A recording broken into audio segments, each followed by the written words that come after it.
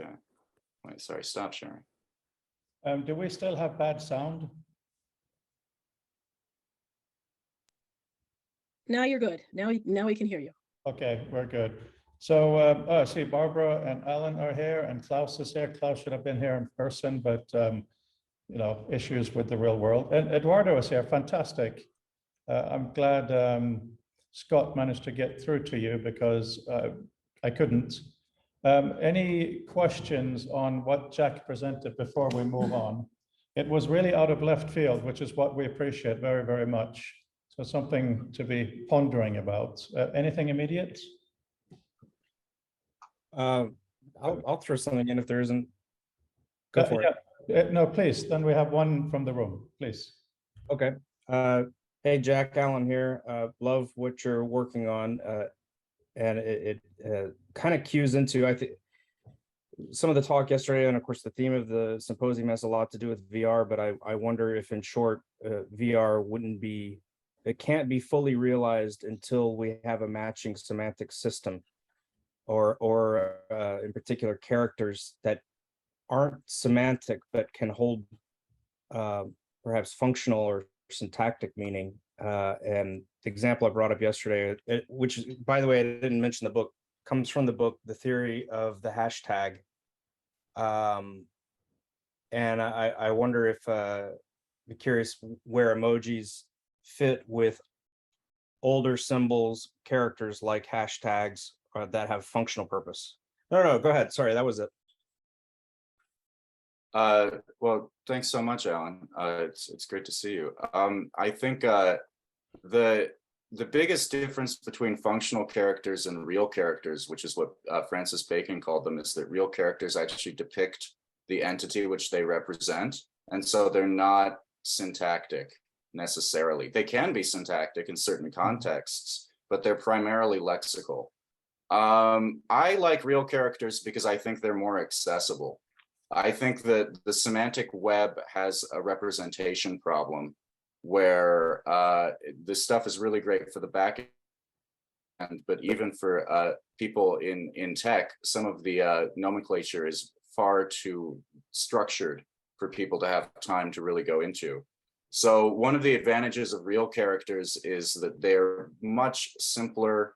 They're the kinds of things that even children can understand, and they refer to lexical meaning in the dictionary rather than logical or syntactic operations. So there definitely is, there's a similarity, there's a link, but I think that when you look at real characters, you're looking at something that's in metadata or, you know, like in the slot of your predicate rather than an operation that's binding it. Great. Thank you. Thank you. For that. And yeah, it's nice we're filling up again to yesterday's community. Now, Eduardo, please, if you're ready, that would be wonderful. Sure. Hi, everyone. Sorry, Eduardo, do you know how much time you'll be talking and how much Q&A, so I don't interrupt you or bother you? We have 20 minutes. This is about a 10-minute presentation. Will you do slides or no slides? Slides. Okay, so please share screen. Thank you very much. I will do that right now. Can you see this? Yes. Excellent. Thanks for feedback. Much appreciated. I am going to make this full screen for myself so that all right, excellent. My involvement with the future of text goes back 4 decades. I have been writing experimental poetry since 1980, but in and for technology since 1982, starting with digital and then holographic and moving on to a lot of different media that these media that have allowed me to push my poetic idiom into different directions. And it's already starting in 1986 with space, outer space. And so this is my focus today, specifically the type of work that I have been developing with, let's call it space media. I have not seen anybody use this term, but impromptu, I'm throwing it out there to try to name a whole gamut, a whole constellation of different ways in which I have explored art and poetry in outer space. I'm taking 1983 as a point of departure because this is when I invented holopoetry or holographic poetry. As you can probably gather from these images, when I use the word holography, I am not talking about computer graphics that emulate holography, like Princess Leia in Star Wars. I am not talking about this fake holography that is employed in the world of entertainment, which is nothing but projected video at 45 degrees that gets a reflection that seems to be floating in space, which is a technique called Pepper's Ghost. I am talking about actual holographic writing. And what that might evoke in most people's minds right away is three-dimensionality, and that is a component of it. But my main focus has been time, not necessarily three-dimensionality alone. Three-dimensionally, the time and three-dimensionally combined, of course, produce a four-dimensional experience. And I have been exploring that in a lot of different ways. What you see here on the upper left is a photograph from 1985 of a solo show, a holopoetry solo show I had in Rio de Janeiro. I lived in Rio and worked in Sao Paulo as well from pretty much all my life until around 88 when I moved to Chicago. And I continued to develop the holopoetry in Chicago. So this is a solo show and exhibition I had in Rio in '85.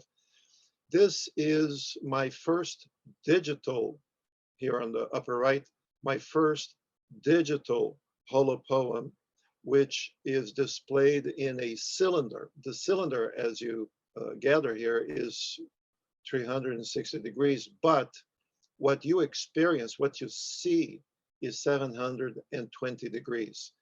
The visual content, the verbal content of this work is entirely synthetic, is entirely digital. And as a result, I was free from the constraints of materials that I had to use before. This is my first digital holopoem. And I was able to produce an experience, a verbal experience, a visual experience that does not coincide with the physical substrate that I used to record the information. And when I say record the information, this is also significant because, again, most people think of holography as a three-dimensional medium that reproduces as a 3D decal, a stereoscopic decal of physical objects in the world. That can be done, but to me, that's not really interesting. Holography is not primarily a visual medium. If you work within the visible spectrum, then what you play back can be seen by the human eye.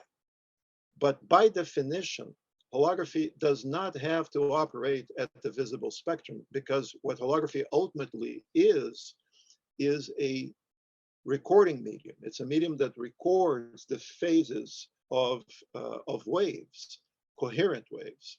Why am I saying this? I'm putting emphasis on this because the ability to record the phase implies that you are manipulating space and time, and you can distribute information differently, and you can edit that information. This is what I have been doing. I've been creating syntaxes that can only exist holographically. I'm not reproducing conventional syntax. I'm not reproducing syntaxes that have been explored in visual poetry before. I have been writing holopoems that produce, that create syntactical experiences that are irreducible, that can only exist in holography the way I edit the distribution of information in space and time. So here's just a close-up of that piece on the right, but here you see me working in the lab. This is I was much younger at the time, but this gives you an idea of what's involved in writing holopoems. So this is a drawing, not an actual hologram. This is a drawing from 1986, in which, as an extension of my work in holography, I just step back a second to give you a perspective on this. One fundamental concept that I developed in the theory of holopoetry, and I've written extensively about this throughout the years, is that social writing systems are gravitropic. That is, they follow our perception of gravity, whether we're talking about English or Romance languages that go from left to right, they inevitably go down.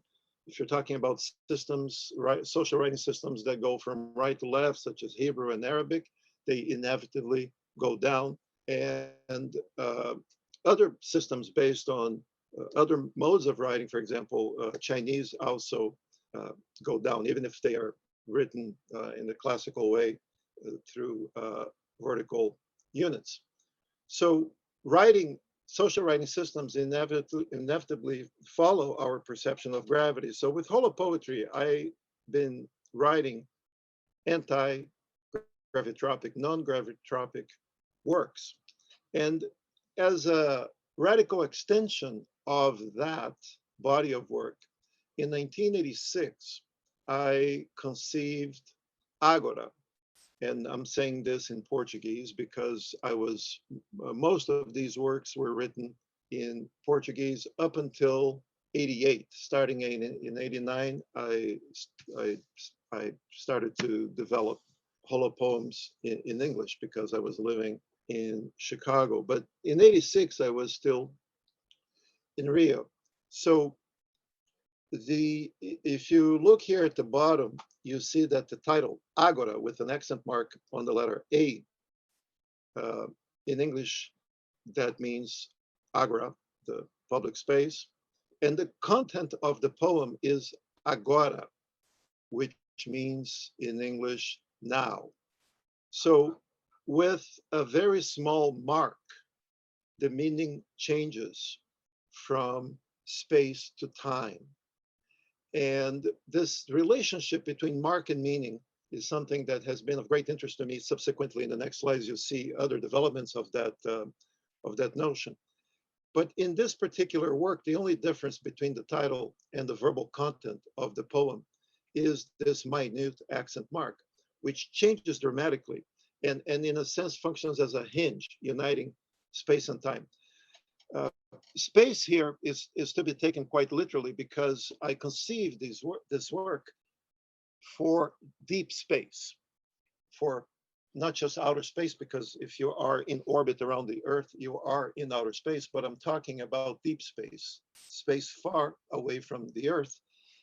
And I conceived this work to function in cosmic time, in extended time.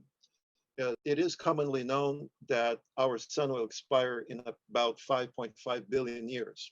So that notion of time is, when you think about the evolution of life on Earth, almost 4 billion years, we can't fathom what that means. It's a temporal scale that is beyond our grasp. So could I create a piece that would function as a latent star that could be out there in deep space as a holopoem that would be eventually, possibly one day in the distant future, reactivated and emit light as a star, and do so by being immersed in this cosmic time that is beyond our comprehension. This piece was not launched in '86, but I am working diligently to make it a reality. So 36 years and counting. So stay tuned on that. Hopefully I will have more news before the end of the year on that. I also have developed works that have no verbal material, no verbal content, works of visual art with space technologies. So this is Spacescapes from 1989. that was created using slow scan television, which is not entirely different from what we're doing here by transmitting images at the distance, except that we transmit now at 30 frames a second. And back in '89, there was no permanent system in place like the internet. So when an artist wanted to create works that were networks, when an artist wanted to create artworks that were networks, the artist had to set up the network as an ephemeral connection. And then the network would disappear when the work was finished, which is my case here. You see me on the left with the slow scan apparatus, transmitting images over the phone. And the images that I transmitted, and this is what I think is interesting about this particular context, the images alternated between satellite images and microscopic images of microchips. And slow scan was a system in which the image that was received, the first image that you received, when the second image came, it washed over it. Line by line, it covered the previous image, producing an electronic palimpsest, which meant that satellite images and microscopic images would fuse progressively.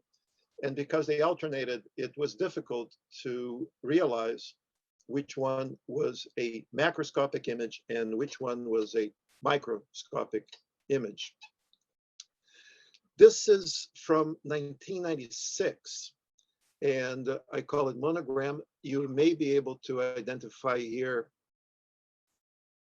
this image of an orbit, a stylized image of a rising rocket, and the moon. But if you take it as a whole, you might also see the letter K, the letter A, and the letter C. This is how I sign my last name. So it is an ink drawing on paper. It represents elements of space exploration, but it's also my monogram. And I sent this to the Planetary Society, and they scanned this drawing, which was put on, you see here the date that I received the letter of confirmation. And this is a NASA technician putting a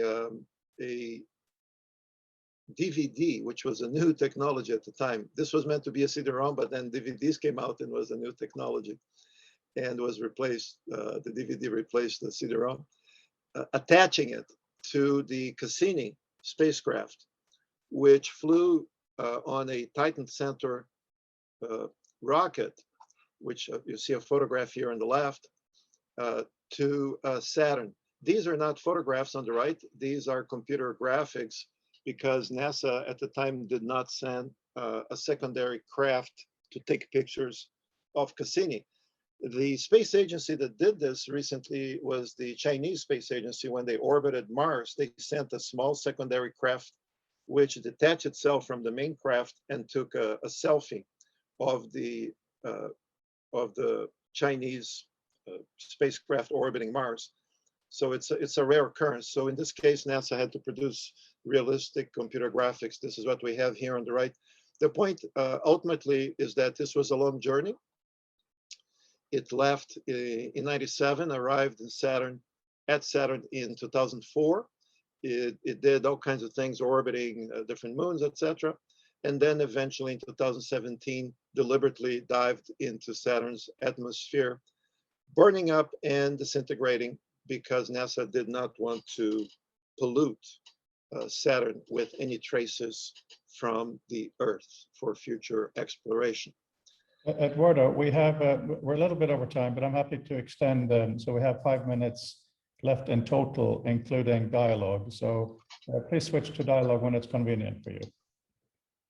I will then jump and tell you that in 2017, I created this poem that was written for zero gravity aboard the International Space Station. The blue bubble you see in the back is our home planet. This work functions differently depending on how you float and how it floats. It can be read, it can be seen as an image. This is the full page in the New York Times. This is the projection at the Louvre. There are different installations, there are different works, which we will not discuss today.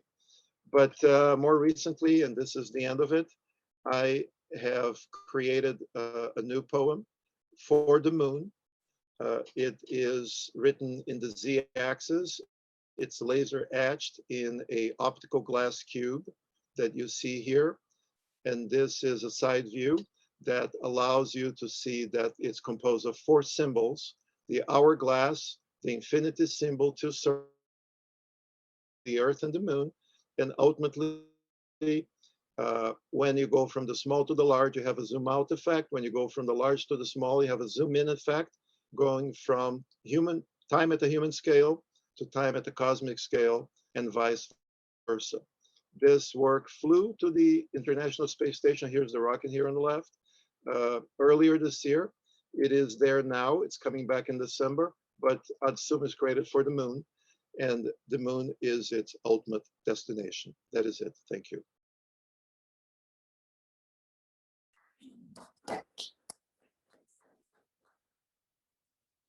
Well, it's hard to have a question for that. That was a tour de force.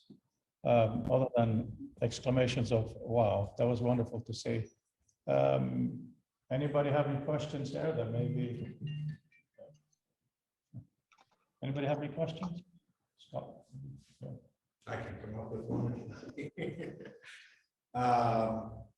Well, I guess one question is a lot of the presentations here have been dealing with virtual reality or dealing with sort of spatial hypertext. And one of the things I'll just say that I love about this project is how it's fantastic, but also and it's spatial, but also there's kind of nothing virtual about it, and it has this sort of simplicity to it at the same time as it has this incredible ambition. So I was just wondering if you could reflect a little bit, and I know that your work has kind of transitioned in different ways from when you were doing. We're having some trouble with the sound. Oh, okay. Can you hear me, Eduardo?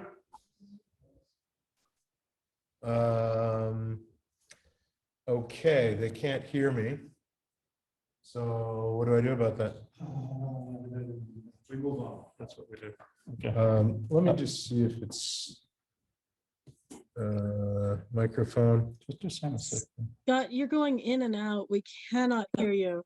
Okay, can you hear me now? No. Very poorly. Okay, well, that's all right.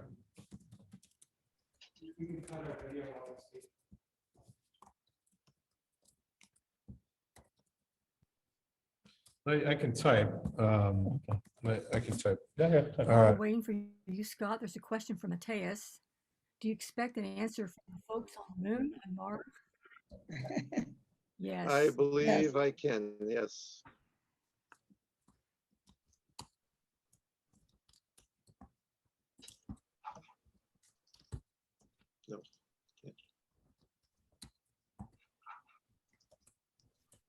No. But now we can't.